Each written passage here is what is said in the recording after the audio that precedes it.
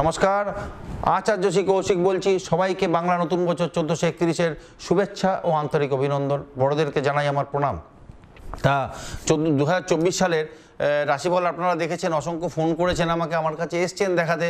প্রত্যেকে একটাই রিকোয়েস্ট করেছেন যে দাদা 1431 বাংলা নতুন বছরটা নিয়ে যদি কিছু বলেন তাহলে খুব উপকৃত হই। তা যাই হোক, আজকে 1431-এ যে রাশিটিকে নিয়ে আলোচনা করব, কেমন যেতে চলেছে কন্যা রাশি, বাংলা নতুন বছর কেমন কাটতে চলেছে কন্যা রাশির একবার দেখে নেব।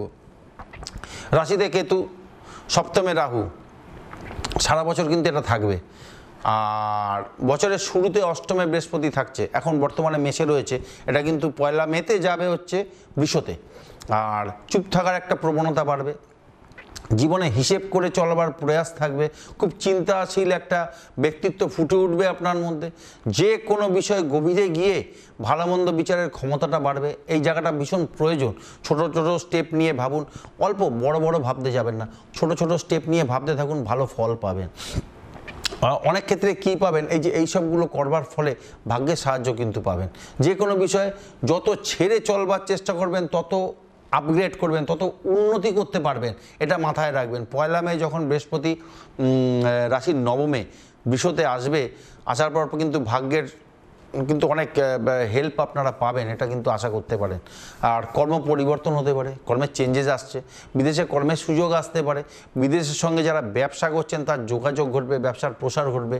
আর যারা পার্টনারশিপ ব্যবসার ক্ষেত্রে কিন্তু কিছু সমস্যা দেখা যেতে পারে, সপ্তমে রাহু আছে, এটা মাথায় রাখবেন। অনেক ক্ষেত্রে আইনি কিছু প্রবলেম আসতে পারে, অনেকে চাকরি ছেড়ে ব্যবসা শুরু করতে পারেন, আবার যারা চাকরি করছেন চাকরির পাশাপাশি নিজস্ব ব্যবসাও শুরু করতে পারেন, এটাও ঘটতে পারে। আপনার নিজস্ব জন্মছকও কিন্তু একটা কথা বলবে যে সেখানে বৃহস্পতি কিন্তু যে বৃষতে আছে, বৃষতে থাকতে পারে, নাও থাকতে পারে, মেষে থাকতে পারে, এটা মাথায় রাখবেন। বৃহস্পতি, শনি, রাহু, কেতু কিন্তু ফল দেবে। আমি এখানে বসে বলে গেলাম, বেশ কেউ যদি এটা খণ্ডাতে পারে এই যুক্তি, আমি অ্যাস্ট্রোলজি লাইন ছেড়ে দেবো। শনি, বৃহস্পতি, রাহু, কেতু ফল দিতে বাধ্য।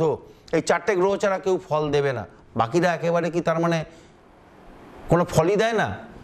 মঙ্গল, রবি, শুক্র দেয়, অবশ্যই দেয়। ফলদানের ক্ষমতা একমাত্র স্লো মুভিং প্ল্যানেটের। আজকে আমি আপনাদের সামনে এটা ডিসক্লোজ করলাম। শনি, বৃহস্পতি, রাহু, কেতু প্রত্যেকে দেখুন স্লো মুভিং প্ল্যানেট। শনি সবচেয়ে স্লো মুভিং প্ল্যানেট, 2.5 বছর ধরে একটা রাশিতে থাকে। তারপরে রাহু, কেতু 1.5 বছর ধরে এক রাশিতে থাকে। তারপরে বৃহস্পতি 1 বছর ধরে একটা রাশিতে থাকে। বিগত 1 বছর মেষ রাশিতে ছিল, এবছর 1 মে যাচ্ছে হচ্ছে বৃষ রাশিতে। তা ব্যবসা শুরু করতে পারেন যারা যারা চাইছেন, চাকরি করবেন আবার ব্যবসাও করবেন, এরম সিচুয়েশনও তৈরি, এরম অবস্থানও আসতে পারে। যা গ্রহের যে অবস্থান পাচ্ছি বর্তমান, যা গ্রহের অবস্থান থাকবে এবছর। আর অর্থনৈতিক দুশ্চিন্তা কিন্তু একটা থাকবে, একটা অর্থ নিয়ে, একটা টাকা পয়সা নিয়ে একটা চিন্তা কিন্তু কাজ করবে।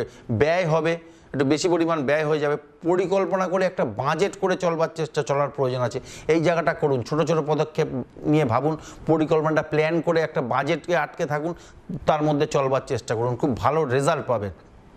আর একটা ভয় ভীতির জন্ম দেবে, যেটা কী হবে, হঠাৎ করে এমন এমন খরচ আসবে না, যার ফলে কী হবে, আপনার মাইন্ডে একটা ভীতি হয়ে যাবে যে হঠাৎ করে এত খরচা হয়ে গেল। কারণ একটা কী হবে, এই জিনিসটা একটা ভয়ের জন্ম দেয়, এটা দেখবেন প্যানিক হয় যে আবার এই গেল, এই কালকে এই খরচা করে এলাম, আজকে এই খরচাটা হবে, এই পরশুদিন এই খরচাটা বাকি আছে, ইত্যাদিতে এইগুলো কিন্তু ঘটবে। এটা কিন্তু একটা ঘটবার জায়গা, এই জায়গাটাকে কিন্তু কাট করতে হবে। মাইন্ডটাকে ফোকাস রাখুন, নড়তে দেবেন না, ফোকাস নড়ে গেলে কিন্তু মুশকিল হবে। আত্মবিশ্বাস, কনফিডেন্স লেভেলটা মনে হবে যেন কম হয়েছে, দুর্বল হয়ে যেতে পারে। আর শরীর স্বাস্থ্যের কারণে যথেষ্ট খরচ বাড়বে, আর মানসিক শান্তি কিন্তু একটু নষ্ট হবে, এই জায়গাটা মাথায় রাখবেন। মেন্টাল ব্যালেন্সটা কিন্তু একটু নষ্ট হবে, এটাকে নড়তে দেবেন না। আর হঠকারী সিদ্ধান্ত নেবেন না কোনো, যা নেবেন প্রম্পট ডিসিশান, স্লো ডিসিশান নিন, আস্তে আস্তে ডিসিশান নিন, সিদ্ধান্ত আস্তে আস্তে নিন, কাজ করুন, একটা হয়ে যাবে আরেকটা কাজ করুন, এরকমভাবে চলুন, খুব ভালো ফল পাবেন।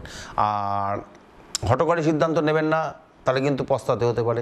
খুব বুঝে শুনে ইনভেস্ট করুন, ভালো ফল পাবেন। আর CA, finance, banking, law, accounts, agriculture, research, IT প্রভৃতি নিয়ে যারা পড়ছেন তাদের জন্য শুভ সময়। পরীক্ষা কিন্তু আপনারা ভালো ফল আশা করতে পারেন। আর দ্বাদশ শ্রেণী পর্যন্ত যারা পড়াশোনা করছেন তাদের ফোকাসের কিন্তু অভাব থাকবে, মনোযোগের অভাব থাকবে।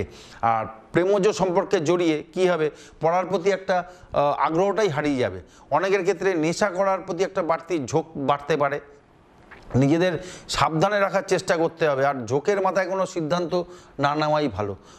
পরিবারের গুরুজনদের কথা শুনে, বড়দের কথা শুনে চলতে পারলে ভালো ফল পাবেন, আর সুফল লাভ সম্ভব। একটু বড়দের অ্যাডভাইস নিয়ে চলবার চেষ্টা করুন। যারা বিদ্যার্থী আছেন, ছোট যারা আছেন, তাদের ক্ষেত্রে এই উদ্দেশ্যে এই কথাটা বললাম।